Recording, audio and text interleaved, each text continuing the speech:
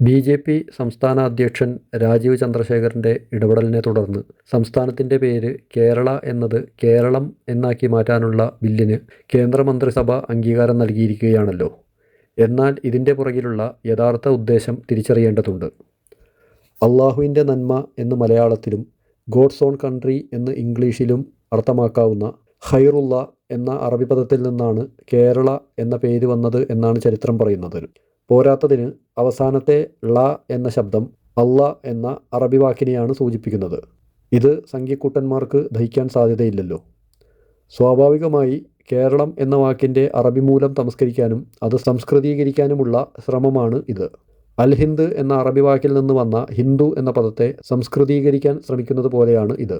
എന്നാൽ കേരളവുമായി യാതൊരു ബന്ധവുമില്ലാത്ത സംസ്കൃതവുമായി കൂട്ടിക്കെട്ടുന്നത് വഴി കേരളത്തിൻ്റെ ഗോഡ്സ് ഓൺ കൺട്രി എന്ന വിശ്വവിഖ്യാതമായ പേരിന് അർത്ഥമില്ലാതാവുകയാണ് ചെയ്യുന്നത് എന്ന് നാം തിരിച്ചറിയേണ്ടതുണ്ട്. ആത്മാഭിമാനമുള്ള കേരളീയർ ഉണരുക.